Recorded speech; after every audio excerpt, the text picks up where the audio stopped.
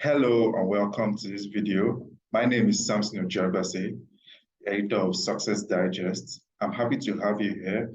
And as the title of this video says, I'm going to be talking about how you can inflation-proof your finances.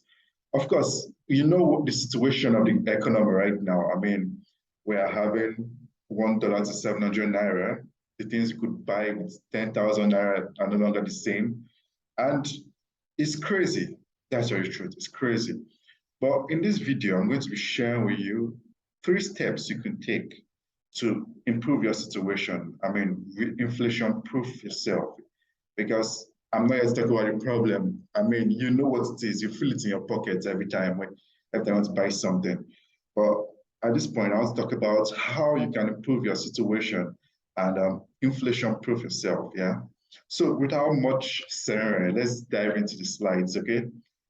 If you have questions, you can type your questions in the comments and I would respond to it, okay? So I hope you can see the screen. Cool. So how to inflation-proof your finances, hosted by Samson Ojabase, the editor of Success Digest. So let's go into it. Number one, you have to understand how money works. And why is that? Because inflation is about money, economy, yeah? And money is the main issue here. So if you understand how money works, you have a better chance of making it work in your advantage. Do you understand? A swordsman, a master swordsman, first of all, understands himself and his sword before he can tackle the enemy. Do you understand? So you also have to understand money and how it works for you to be able to counter inflation. Do you understand? So the first one to talk about with money is this. Value equals money. Money is a product of value. So the more value you offer, the more money you make. It's as simple as that.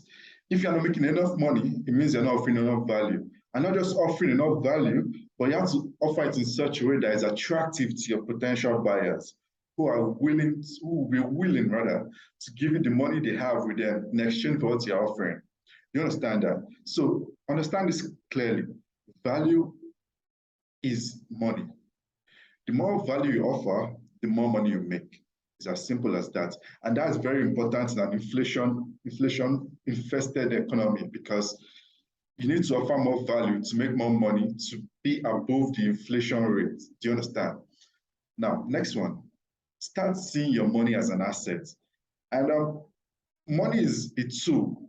I want you to understand that. Money is a tool. You can get your money to work for you. And I'm going to talk about that in the next point because money is just not something you earn as a reward for value, but it's something you can also send out to work for you.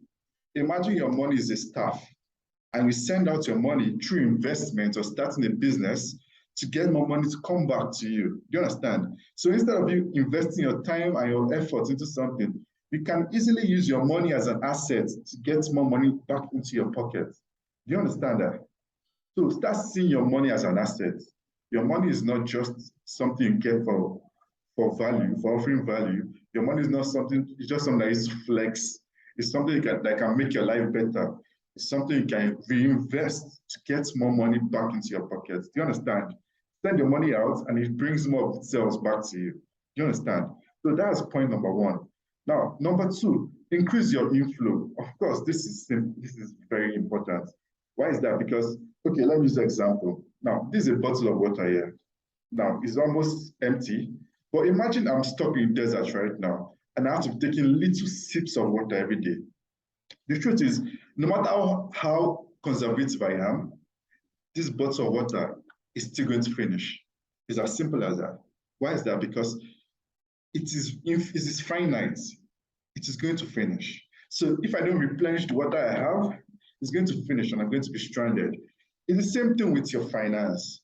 Yeah, you have to be conservative how you spend in an inflation economy. You don't want to spend on just anything. You have to be smart about how you spend your money. But the truth is, you cannot save your way out of an inflation. Why is that? Because the value of the money you already have in your account is less than what it was when you got it. So if you had like 1 million and you could buy like 10 things, in an inflation economy, you cannot buy up to that 10 things anymore. Why? Because the value of the money is less than the value of the products. Do you understand? So you need to bring in more money to cushion that effect. Do you understand? So number two is so important. You need to increase your inflow. You need to increase your income. You need to create multiple sources of income. That is just it.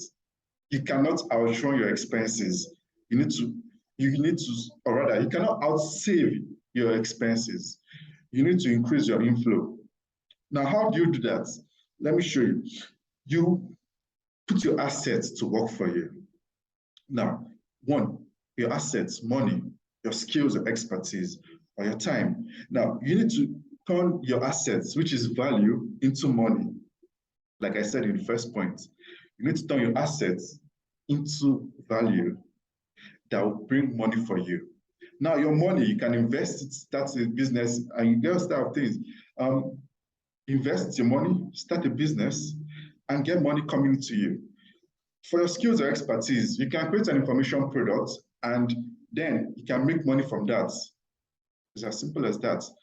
Freelancing, information products, you can use that to make money from your skills or expertise. Then your time, of course, freelancing. And then if you can get a side job, a part-time job, just to get more money flowing into your account, that's what you need at this point. Because the more money coming in, the more breathing space you have between you and your expenses. Do you understand that? The next one is money management. Because even if you are getting more money into your accounts, if you are not maintaining your expenses, if your expenses keeps increasing, you are going to eventually get to a point where your expenses overruns your inflow. You understand? So you need to keep your expenses in check. And one thing you have to understand is this, that cash flow is king. Cash flow is the amount of money coming to your accounts as it relates to the amount of money you spend. So your expense should not be more than your income. I mean, when you're cash flow positive is when your income is more than your expense. And when you're cash flow negative is when your expense is more than your income. So you need to ensure that you're always cash flow positive. You understand? Cash flow positive. Good. Now, the next thing you want to know is this. You need to build sustainable cash flow before investing in long-term opportunities. Now, why is that? Because if you don't have money to take care of your day-to-day and your month-to-month running of the home and taking care of yourself, what's the point of having a business that will give you 100 million in 5 years if you don't have any money to live till that time? I mean, imagine an emergency comes in and you need to take care of your health. If you don't have cash flow, there's nothing you can do. It's not like you have that asset that you're expecting in 5 years' time to come your way. No, you need cash flow. So invest in cash flow. And how do you get cash flow? Of course, internet business, I'm going to always keep saying that. Why is that? Because that's the best way for you to make money. It's an easy business to start, is not capital intensive, and you can get your reward quickly. And of course, the profit margin is high. I mean, it's internet business, yeah? So that's the benefits of it. So at this point, I want to understand that I want to believe that you understand how to inflation-proof your finances. Of course, there's still a lot more to this, but this is a short video where I'm just going to talk about the basics. Going forward, I'm going to talk about this at length, and like I said, you can ask questions. So just ask questions in the comments, and I'll be willing to answer your questions, okay? So thank you for your time, and thank you for joining us. I hope to see you in our next video. And don't forget to like, subscribe, and comment, and it helps our channel, okay? Thank you, and have a great weekend.